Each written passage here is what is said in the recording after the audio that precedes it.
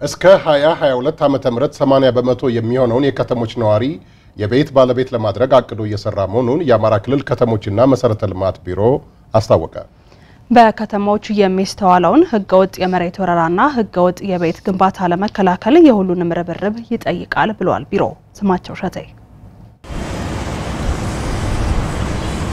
በአማራ ክልል ከተሞች ዘመናዊ መሬት አስተዳደር የሰፈነባቸው በፕላን የሚመሩ መሰረተ ልማት የተስፋፋባቸውና የልማትና አገልግሎት ማዕከል እንዲሆኑ የ10 ዓመት እቅድ ተነድፎ እየተሰራ ይገኛል። ከተሜነት በከፍተኛ ምጣኔ መጨመርና የኢኮኖሚ እንቅስቃሴው ማደግ ጋር ተያይዞ የሥራ አጥነት ቁጥር መጨመር፣ የመኖሪያ ቤት ፍላጎትና የመሰረተ ልማት ፍላጎት እጅጉን አድጓል።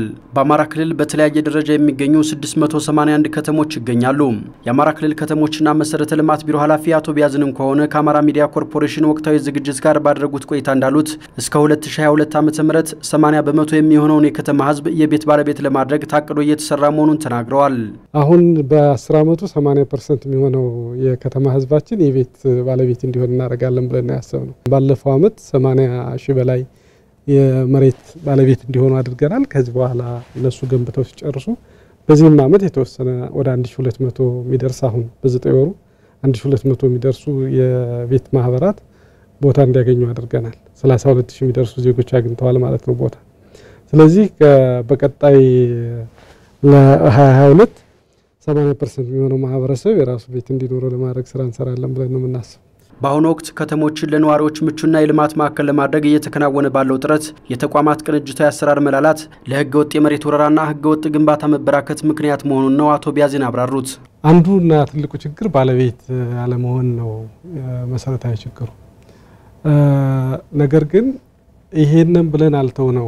ሁለተኛው ተቋማት የመንግስት ተቋማት ሁሉም ይመለከታቸዋል በዛ ውስጥ ያሉት እነዚህ የተቋማትም ትስስር የራሱ ችግር ያለበት።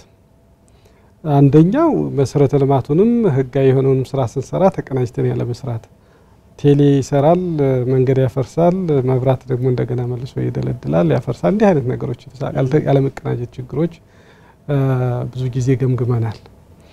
ሌላው የፍትህና የጸጥታ አካላት እና የከተማ ልማት ደንብ ማስከበር እና የመዘጋጃ ቤት አመራሩ ተቀናጅቶ ያለ መምራትም መሰረታዊ ችግር ነው የነበረው። ከተሞች በፕላን እንዲመሩና ጤናማ ኢንቨስትመንት እንቅስቃሴ የሚከናወንባቸው ማዕከላት ለማድረግ ሰፊ ጥረት እየተደረገ ቢሆንም ህዝቡ በባለቤትነት ስሜት የተግባሩ አካል የመሆን ፍላጎቱ አለማደግ ፈተና ሆኖ መቀጠሉን ነው አቶ ቢያዝን የገለጹት። አሁን በከተሞች ትልቁ ፈተና የሆነው ምን አገባኝ ነው። ምን አገባኝ በማግስቱ ግን በሚመጣ ህገወጥነት ሁሉም ሰው እየተጎዳ ነው የሚሄደው። ኢኮኖሚው እየወደቀ ነው የሚሄደው። የኑሮ ውድነት እያሰቃየው ነው ያለው። ይሄንን ህገወጥነት አርመን በህጋዊ መንገድ የኢንቨስትመንት ቦታዎች ኢንቨስት ከተደረገባቸው አሁን ከተሞች ላይ ያለውን ስራ አጥ ችግር ይፈታሉ። ለራሱ ነው ጥቅሙ። ህገወጥነት ደግሞ ራሳችንን ነው የሚያጠፋ። ይሄን አስተሳሰብ ይዞ ህብረተሰቡ አብሮን ካልታገለ በስተቀር የመጨረሻ ልባት መስጠት ይቻላል ቢል እምነት የለኝም። አሁን ያለንበት ሁኔታ አደገኛ ዝንባሌ ነው ያለውና ማህበረሰቡ በዚህ ረገድ ሊያግዘን ሊተባበረን ይገባል ብዬ አስባለሁ። ሌባ አመራር ሌባ ባለሙያ የሚታረመው ማህበረሰቡ ሲነቃ። ከተሞች ባላቸው የፖለቲካ ኢኮኖሚ እንቅስቃሴ ጉልህነት ላይ የተመሰረተ የልማት ስራዎች እንዲከናወኑ የተለያዩ ፕሮጀክቶች ተግባራዊ እየተደረገ መሆኑን የገለጹት አቶ ቢያዝን ለከተሞች እድገቱን መሆን የሁሉንም ርብርብ ይጠይቃል ብለዋል። አሁን ከተሞች የኢኮኖሚ ማዕከል ናቸው። የማህበራዊ አገልግሎት ማዕከል ናቸው። የፖለቲካ ማዕከል ናቸው።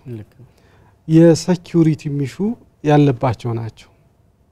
እነዚህን ከተሞች ሴኩርድ እናድርግ ካልነ የዘመናዊነትም ትምህርት ቤቶች ናቸው። ዘመናዊነትን ወደ ገጠሩን ወደ ከተማ እየቀየረ ዛሬ 80% የምንለው የገጠር ህዝብ 80% ከተማ እንዲሆንና 20% ገጠር እንዲሆን ነው የምንሰራው። የሁሉም ስራዎቻችን ተገፍቶ መዳረሻ urbanized የሆነ ፒፕል መፍጠር ነው። ስለዚህ ሁሉም ሰው ከተሞችን ጤናማ ካደረገ የወደፊት መዳረሻ የስራችን ሁሉ መዳረሻ ስለሆኑ መዳረሻችን ጤናማ ይሆናል ብሎ አስቦ መስራት አለበት። በየተዋረዱ የሚገኙ የከተሞችና መሰረተ ልማት ቢሮ መዋቅሮች የከተማውን ህዝብ ፍላጎት ማዕከል አድርገው እንዲሰሩና የአገልግሎት አሰጣጣቸውን ፍትሃዊና ቀልጣፋ እንዲሆን የሚያስችል በጥብቅ ክትትል የታገዘ አቅጣጫ እንደተቀመጠም አቶ ቢያዝን አስታውቀዋል።